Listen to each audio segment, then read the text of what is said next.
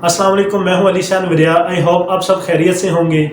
آج ہم بات کریں گے آئی جی پولیس سندھ کے ابڈکشن کے بارے میں، یعنی ان کی کڈنیپنگ کے بارے میں، جس نے پاکستان کے اداروں میں پہلے سے بڑھتی ہوئی خلفشار کو ایک دفعہ پھر نیشنل اور انٹرنیشنل میڈیا کی زینت بنایا۔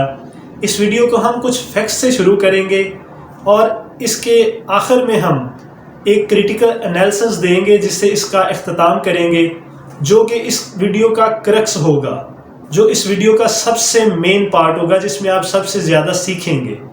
تو آئیں آج کی ویڈیو سٹارٹ کرتے ہیں۔ پس منظر کی اگر ہم بات کریں تو حال ہی میں نواز شریف صاحب نے اے پی سی کے ایک اجلاس میں ویڈیو لنک کے ذریعے ایک سپیچ کی، جس میں وہ کافی اگریسو نظر آ رہے تھے۔ انہوں نے اسٹیبلشمنٹ کے لیے کافی اگریسو، کافی جو ہے وہ سخت الفاظ استعمال کیے اور انہیں ڈائریکٹ پوائنٹ آؤٹ کیا پاکستانی پولیٹکس میں ان کی انوالومنٹ کے لیے، جو کہ ہم سب کو پتہ ہے کہ وہ اپنے ہی لیے مشکلات پیدا کر رہے تھے۔ لیکن بات یہی نہیں رکی۔ گجرانوالہ میں پی ڈی ایم کا جو جلسہ تھا، اس میں ان کی جب سپیچ آئی تو اس میں وہ پہلے سے بھی زیادہ اگریسو نظر آئے۔ انہوں نے ڈائریکٹ پوائنٹ آؤٹ کیا اسٹیبلشمنٹ کے جرنیلوں کو، اور ڈائریکٹ پوائنٹ آؤٹ کر کے ان کے سامنے سوال رکھے، جس سے بات مزید بگڑی۔ اب اس اوپن چیلنج اور ایسے اگریسو جلسے کے بعد بات بہت بگڑ گئی تھی۔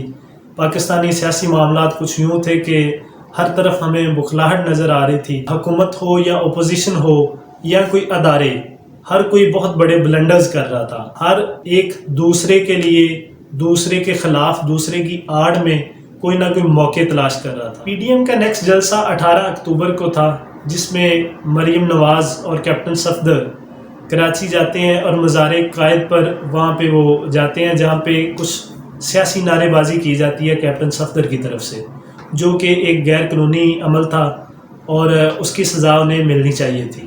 لیکن جس طریقے سے انہیں سزا ملی یا جس طریقے سے انہیں پکڑا گیا، وہ بھی غیر قانونی ہے، وہ بھی نان کانسٹیٹیوشنل ہے، ان لافل ہے۔ آپ کسی بھی طرح سے اسے جسٹیفائی نہیں کر سکتے۔ مختلف آفیشیل اور نان آفیشیل سورسز سے پتہ چلتا ہے کہ 18 اور 19 کی رات کو تقریباً 2 بجے کے قریب آئی جی پولیس سندھ کو یرغمال بنا کے ایک نامعلوم جگہ پہ لے جایا جاتا ہے، اور وہاں سے ان کو گرفتاری کے لیے جو ہے وہ وارنٹ جاری کروائے جاتے ہیں ان سے فورسفلی۔ اب ایسے ایک صوبے کے سول سیکیورٹی ہیڈ کو یرغمال بنا کے لے جانا اور فورسفلی اس سے ایرسٹ وارنٹ جو ہے وہ جاری کروانا، یہ اس جو ڈپارٹمنٹ ہے، وہ جو ادارہ ہے، اس کی یہ انٹیگریٹی کے خلاف ہے، یہ اس کی تذلیل کے مترادف ہے اور کسی بھی طرح جسٹیفیبل نہیں ہے، اس کی کوئی جسٹیفیکیشن نہیں ہے۔ تاہم جب سندھ پولیس نے خود کو ہیلپ لیس فیل کیا تو انہوں نے از خود ایک انپریسیڈنٹڈ سٹیپ لیا، جو کہ کافی اگریسو سٹیپ تھا، کہ انہوں نے ایک پلان کے تحت آئی جی سے لے کے اے ایس آئی تک بہت سے لوگوں نے جو ہے نا وہ اپلیکیشن دی لیوز کے لیے۔ یہ ایک سسٹم کے خلاف ایک چیلنج تھا کہ ہمارے بغیر آپ سروائیو کر کے دکھائیں۔ Following that shaking step taken by Sindh police, Bilawal نے ایک پریس کانفرنس کی جس میں انہوں نے سندھ پولیس کو یقین دہانی دی کہ وہ ان کے ساتھ ہیں اور ان کی انٹیگریٹی کی حفاظت کریں گے اور انٹیگریٹی کا کیس لڑیں گے۔ اور اسی دوران انہوں نے آرمی چیف سے ریکویسٹ کی کہ وہ اس سارے معاملے پہ انکوائری بٹھائیں، جس کا فوری جواب جو ہے وہ ان کی پریس کانفرنس ختم ہوتے ہی اس کا جواب آیا کہ آرمی چیف جو ہے وہ ایک انکوائری رپورٹ جو ہے وہ بنوائیں گے، طلب کریں گے اس معاملے میں۔ آرمی چیف کی طرف سے تحقیقات کا حکم جاری ہونے کے بعد پولیس نے اپنے جو سٹیپ لیا تھا اسے سٹیپ بیک کیا اور دوبارہ سے اپنی ڈیوٹی پہ جانے کا جو ہے وہ اس کے لیے رضامند ہوئے۔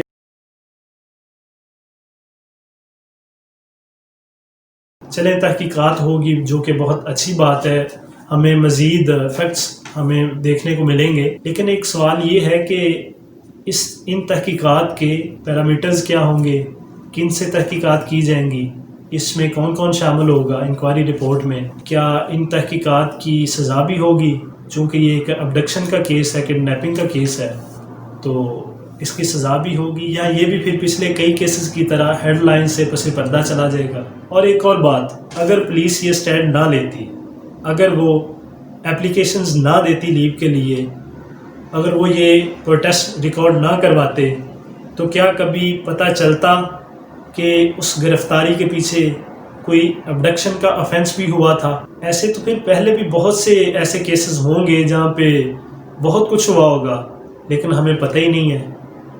اب یہ سوالات دماغ میں ویسے نہیں آ رہے، یہ ایک بلنڈر کیا گیا جس کے بعد یہ سوالات ذہن میں اٹھ رہے ہیں۔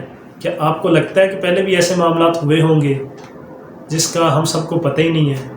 کمنٹ سیکشن میں ضرور بتائیے گا۔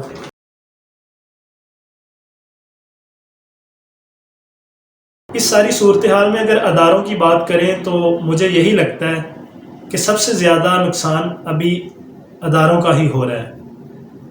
نہ صرف اپنے ملک میں بدنامی ہو رہی ہے بلکہ ملک سے باہر بھی بدنامی کا سامنا کرنا پڑ رہا ہے۔ تو ابھی ان کے لیے بہتر یہی ہے کہ وہ اپنے دائرہ کار میں رہ کے، اپنی جورسڈکشن میں رہ کے اپنے جو انہیں کام سونپے گئے ہیں وہ کریں، ان پہ توجہ دیں۔ جیسا کہ قائد اعظم نے بھی فرمایا تھا کہ یہ مت بھولیں کہ آپ عوام کے سرونٹس ہیں، اور یہ آپ کا کام نہیں ہے کہ آپ نیشنل پالیسی کے بارے میں سوچیں۔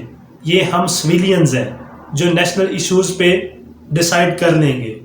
آپ کو جو کام سونپا گیا ہے آپ وہ کریں، یہ قائد اعظم کے الفاظ تھے۔ اور اگر موجودہ صورتحال چلتی رہی تو نہ صرف بدنامی ہوگی بلکہ ہماری سیکیورٹی کی صورتحال جو ہے وہ بھی مزید خراب ہوگی۔ تو ابھی میرا یہی خیال ہے کہ اداروں کو اپنے کام پر توجہ دینی چاہیے، انہیں ایسے بلنڈرز سے باز آنا چاہیے جس سے کہ وہ عوام کا اعتبار، عوام کا اعتماد کھو بیٹھیں۔ اگر ہم سیاسی پارٹیوں کے بارے میں بات کریں تو یہاں پہ سیاسی پارٹیوں اور ان کے رہنماؤں کو میں یہی کہنا چاہوں گا کہ ابھی وہ اپنے مفادات کی سیاست کو چھوڑ کر، الزامات کی سیاست کو چھوڑ کر نظریات کی سیاست لے کے آئے، نظریات پہ سیاست کرے۔ اگر وہ کسی ادارے کو لگام دینا چاہتے ہیں تو وہ صرف نظریاتی طور پہ اپنے آپ کو مضبوط کر کے ہی دے سکتے ہیں۔ ابھی جو کچھ ہو رہا ہے فی الحال تو میں اسے نظریہ نہیں مانتا، کیونکہ ابھی ان کے پاس صرف اسٹیبلشمنٹ پر تنقید ہی بچی تھی۔ باقی اگر یہ اپنے اس نظریے جسے وہ نظریہ بول رہے ہیں، اگر اس پہ وہ سٹک رہتے ہیں، چاہے مسائل جتنے بھی بڑھ جائے، چاہے حالات ان کے خلاف جتنے بھی خراب ہو جائے، تو پھر میں مانوں گا کہ واقعی یہ کچھ کرنا چاہتے ہیں۔ لیکن اس سے پہلے ایک اور بات کہ یہ اپنی انٹرنل پارٹی کے درمیان میں جو سیاست ہے اس کو یہ ڈیموکریٹک کریں، پارٹیوں کے اندر ڈیموکریسی لے کے آئیں، باہر ڈیموکریسی پھر آئے گی۔ اب میں بات کروں گا آپ کے بارے میں، میرے بارے میں، یعنی عوام کے بارے میں، کہ ہمیں اس ساری صورتحال میں کیا کرنا چاہیے، اس کریٹیکل سچویشن میں ہمیں کیا کرنا چاہیے۔ آپ سب کے لیے یہی مشورہ ہے کہ آپ خود تنقیدی جائزہ لیں، کسی کے ساتھ کھڑے ہونا ہے تب بھی، اگر کسی کے خلاف کھڑے ہونا ہے تب بھی۔ بالکل بھی کسی پرسنالٹی فوبیا میں نہ پڑے، انسٹیٹیوشنل فوبیا میں نہ پڑے، فیورٹزم میں نہ پڑے، بلکہ ریشنلٹی کا چشمہ لگا کے دیکھیں اور حقیقت جاننے کے لیے مختلف زاویوں سے دیکھیں۔ اور اس سب کو اگر کوئی چیز ٹھیک کر سکتی ہے تو وہ ہماری critical, articulated and well judged participation ہو سکتی ہے، اس کے علاوہ کچھ نہیں۔ ورنہ یہ ایلیٹ کی لڑائی ہے اور وہ یہ لڑائی لڑتے رہیں گے اور ہم ایسے ہی غربت اور بے بسی کی حالت میں مرتے رہیں گے۔ جزاک اللہ خیر۔